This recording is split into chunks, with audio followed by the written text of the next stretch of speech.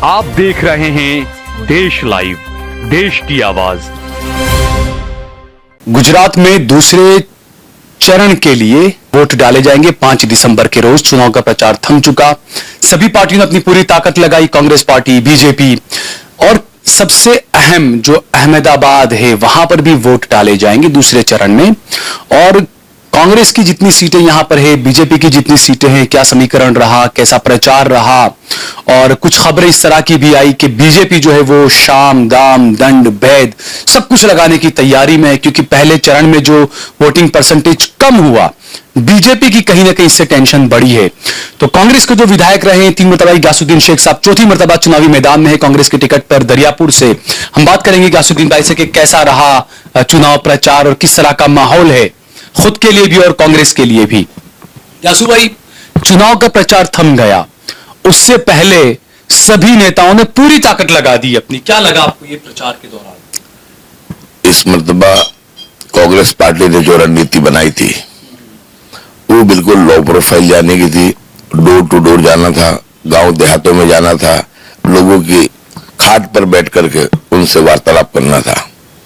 और कांग्रेस की रणनीति जो थी ये मानता हूं कि सफल हुई है। प्रधानमंत्री जी की सभाएं फेल हुई, गृह मंत्री अमित शाह जी की सभाएं फेल हुई, लोग बिल्कुल खामोश हैं, डरे हुए, सहमे हुए हैं, और एक गुस्सा भी उनके मन का दिखता है। मेरे हिसाब से सबसे ज्यादा जो मुद्दा लोगों को छू रहा है वो महंगाई का मुद्दा है।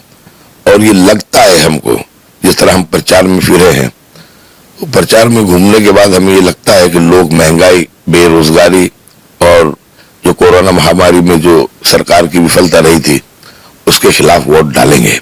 तो ये क्या एक बात यासु भाई, ये कि आखिरकार गयासुद्दीन शेख इतने निशाने पर क्यों है बीजेपी के? क्योंकि मोदी जी ने जो रोड शो किया वो आप ही के यहां से पूरा आपका जो इलाका है दरियापुर विधानसभा का, माधोपुरा, दिल्ली दरवाजा होते हुए, लेकिन वहां पर जो भीड़, जो जोश, जो जुस्सा जो था मोदी की रैली में वो नजर नहीं आया। बिल्कुल आप समझ लो कि मोदी जी ने प्रधानमंत्री की गरिमा को गिरा दिया है। जिस तरीके से ऐसा लगता है कभी कभी देख करके गली नुक्कड़ के नेता हो गए हैं, और छोटी छोटी सभाएं भी की, रोड शो भी। एक दिन पहले ही 30 किलोमीटर का अहमदाबाद में रोड शो किया था, दूसरे दिन उन्होंने जमालपुर, खाड़िया और दरियापुर का भी उन्होंने रोड शो किया, और एक जगह तो नीचे भी उतर गए। तो यानी इससे बौखलाहट बता रही है कि जब शहरों में इनको विश्वास नहीं है तो गांव तो वैसे भी कांग्रेस के साथ रहे पहले से। और जिस तरीके से आप पार्टी को लाया गया था, आखिरी दिनों में उसके भी गुब्बारे से हवा निकल गई और बहुत बुरी तरीके से आप पार्टी हार रही है। यानी जो मकसद से लाए थे कि कांग्रेस का वोट ये काटे हैं, उसमें ये नाकाम होते दिख रहे हैं। MIM को लाए, मेरे यहाँ पर एक तरफ रोड शो चल रहा था प्रधानमंत्री मोदी जी का, और दूसरी तरफ रोड शो चल रहा था हमारे यहाँ असदुद्दीन ओवैसी जी का, दोनों पैदल। ऐसा क्या खास है दरियापुर में कि मोदी जी को और ओवैसी जी को पैदल चलना पड़ता है? ये बता रहा है कि निशाने पे मैं हूं, टारगेट पे मैं हूं।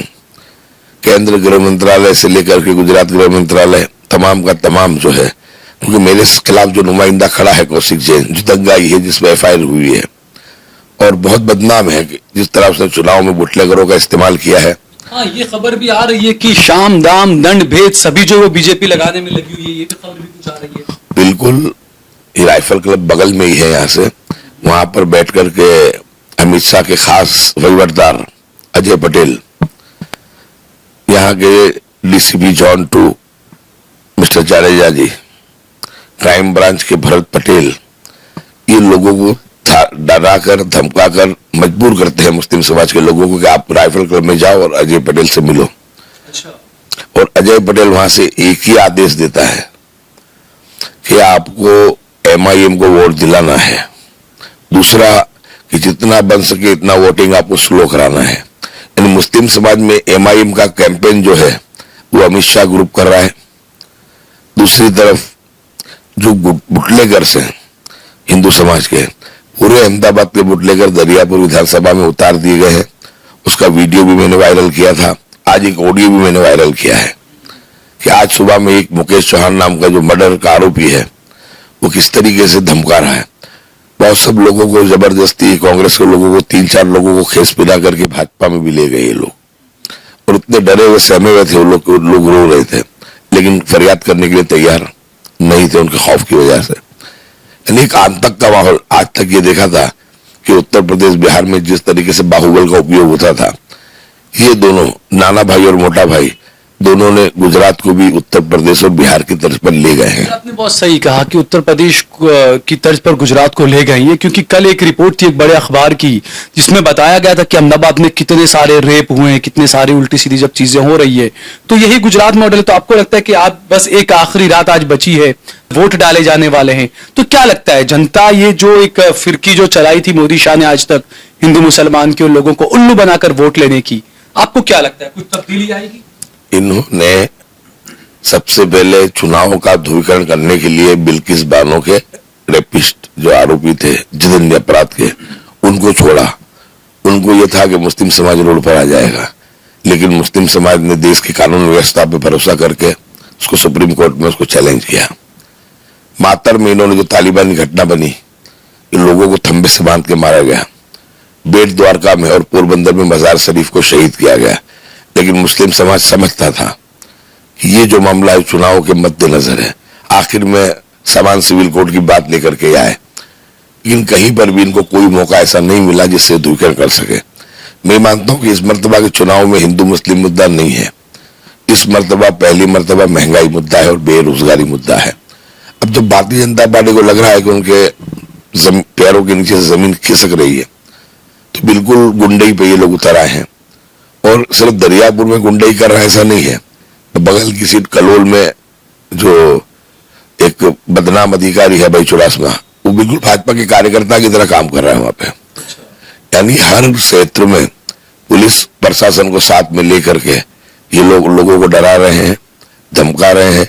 मेरे मत विस्तार में तो मुकेश चौहान नाम का अपराधी वो 3 जीप कार लेकर गए, ये दृश्य शायद यूपी बिहार में दिखने मिलते, और पीछे 20 बाइक। और हिंदुत्व की बात करने वाली भाजपा हिंदू मतदारों को डरा रही है, क्योंकि हिंदू मतदार जो है वो मुझे वोट करता है, उसका हिस्सा 25% के करीब मुझे मिलता है। तो यानी ये लोग जो है इनकी असलियत पे उतर आए हैं, लेकिन कितनी भी कोशिश कर लें, दरियापुर विधानसभा में इंशाल्लाह मैं 20,000 से ज्यादा वोटों पे जीतूंगा, क्योंकि दरियापुर में एक समय का अत्यंत संवेदनशील विस्तार था, और 20 साल से लगभग इस दरियापुर विधानसभा में अमन भी है, शांति भी है और भाईचारा भी है। लोग शांति और समृद्धि की ओर जा रहे हैं। हिंदू और मुस्लिम दोनों कोई लड़ना नहीं चाहते हैं। हिंदू समाज में बहुत आक्रोश है, इस तरह कौशिक जैन जो भाजपा का उम्मीदवार उसने गुंडई की है। हिंदू समाज के लोग कह रहे हैं कि अब ऐसा लगता है कि गली गली पोल पोल के नाके पे शराब बिकेगी, चूहे के अड्डे चलेंगे। आपको क्या लगता है? और आप आखिर में मैं कहना चाहूंगा कि हमारे देश लाइव के माध्यम से आप आपकी दरियापुर की जनता को, गुजरात की जनता को क्या मैसेज देना चाहेंगे आप? मैं गुजरात की जनता के साथ साथ मेरी आवाम को, दरियापुर की जनता को मैसेज देना चाहता हूं कि आप लोगों को धर्म मजहब में नहीं पढ़ते हुए कौन सा नुमाइंदा काबिल है और किसने 15 साल आपकी सेवा की है, बिना भेदभाव के किसी धर्म को आधार बनाए बगैर मैंने हिंदू मुस्लिम दोनों समाज का काम किया है। मैं दोनों समाज से अपील करता हूं कि मेरे हिंदू भाई मुस्लिम भाई दोनों ज्यादा से ज्यादा मतदान करें और इस सीट को जिताएं, और कहीं पर भी इनकी किसी चुंगल में उनको फंसना नहीं है।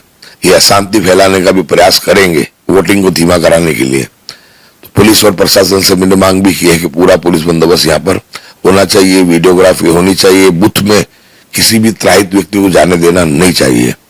तो आप लोग कहीं भी इनकी चाल में ना फंसे, कहीं भी कुछ ऐसा लगे गड़बड़ी, हमें फोन कर सकते हैं, हम उसका इंतजाम करेंगे कि हमारा विस्तार शांत रहे, सलामत रहे, समृद्ध है। और आखिर में फिर से मैं मतदारों को एक ही अपील करता हूं, आप काफी समझदार हैं, 15 साल आपने मेरा काम देखा है, आप मेरे काम को देखते हुए धर्म जाति के भेदभाव के बगैर हिंदू मुस्लिम तमाम लोग मेरे तरफ वोटिंग करेंगे और मुझे विजयी बनाएंगे। और मुझे पूरी उम्मीद भी है कि लोगों में जिस तरीके से आक्रोश है, पहली मर्तबा ऐसा होगा कि दरियापुर विधानसभा में सबसे कम वोट लाने वाला भाजपा का उम्मीदवार अगर कोई होगा तो कौशिक जैन के खाते में ये मामला जो जाएगा।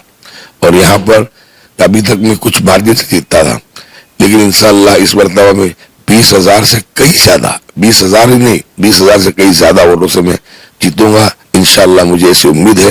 लेकिन और लोगों से एक अपील है कि लोग इनके चक्कर में न पड़ते हुए अपना एक भी वोट अपक्ष छोटी पार्टी जो है उनमें न बिगाड़ते हुए वो उनका वोट जो है मताधिकार है वो मेरे लिए उपयोग करें। इंशाल्लाह मैं पहले भी खिदमत की और आने वाले दिनों में भी खिदमत करूंगा। ठीक है गयासुभाई, बहुत बहुत शुक्रिया हमसे बातचीत करने के लिए, बहुत बहुत शुभकामनाएं आपको। अहमदाबाद में वोट डाले जाएंगे, दूसरा चरण जो है गुजरात का चुनाव का, कल 93 सीटों पर कल वोट डाले जाएंगे। 8 दिसंबर को जो है वो रिजल्ट आएगा और पता चलेगा आखिरकार जनता किस पर भरोसा करती है। आप देख रहे हैं देश लाइव, देश की आवाज।